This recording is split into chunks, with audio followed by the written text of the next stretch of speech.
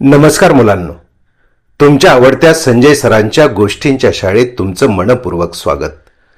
मुलांनो, पैसा म्हणजे आपल्या जीवनातील सर्वस्व नाही, तर ते एक साधन आहे. विश्वास, प्रामाणिकपणा हीच आपल्या आयुष्यातील खरी संपत्ती आहे. हा संस्कार तुमच्या मनात रुजवणारी ही प्रेरणादायी गोष्ट मुलांनो खास तुमच्यासाठी. चला तर मग कान देऊन ऐका आजची सुंदर गोष्ट. गोष्टीचं नाव आहे खरी कमाई. मुलांनो, एका छोट्याशा गावात एक उपक्रमशील शाळा होती. तुमच्या शाळेसारखी सुंदर. मुलांनो, शाळेत एक आकर्षक रंगाने रंगवलेली सुंदर पेटी ठेवली होती. त्या पेटीवर सुंदर हस्ताक्षरात लिहिलं होतं, विश्वासाची पेटी. मुलांनो, या सुंदर आकर्षक रंगाच्या पेटीत मैदानात सापडलेली कोणतीही वस्तू त्या पेटीत ठेवायची असा नियम होता.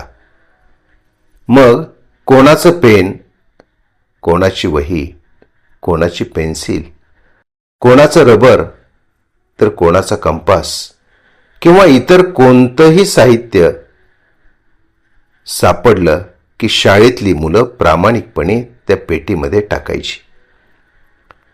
एके दिवशी मंगेशला मैदानात 500 रुपयाची नोट सापडली.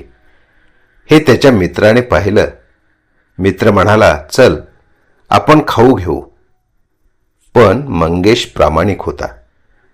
तो म्हणाला, हे पैसे माझे नाहीत, मला हे पैसे विश्वासाच्या पेटीत ठेवायचे आहेत.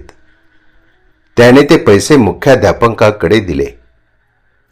मुलांनो, दुसऱ्या दिवशी एका विद्यार्थ्याचे पालक शाळेत आले.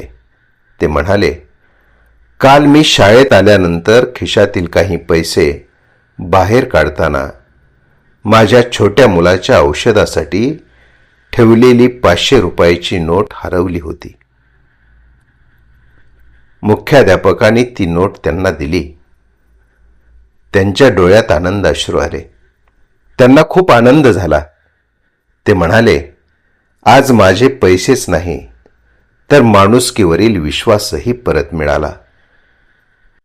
सर्व मुलांनी टाळ्या वाजवल्या.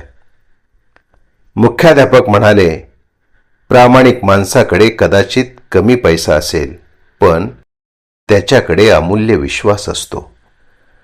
त्या दिवसापासून प्रत्येक विद्यार्थ्यानं ठरवलं, प्रामाणिकपणे काम करतच मोठं व्हायचं. मुलांनो, मंगेशने दाखवलेला प्रामाणिकपणा हीच त्याच्या जीवनातील खरी कमाई होती. प्रिय लाडक्या मुलांनो, ज्ञान तुम्हाला यश देईल, पण तुमचा स्वभाव, प्रामाणिकपणा आणि माणुसकी तुम्हाला आयुष्यभर मान सन्मान मिळवून देईल. म्हणून मोठे व्हा, पण त्याआधी चांगले माणूस बना. प्रामाणिक रहा, विश्वास जपा आणि हो, चांगलं माणूस बना.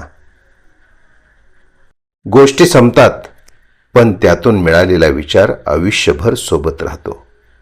पुन्हा भेटू संजय सरांच्या गोष्टींच्या शाळेत. तोपर्यंत रोज एक गोष्ट, रोज एक नवा विचार आणि रोज एक चांगलं काम. धन्यवाद.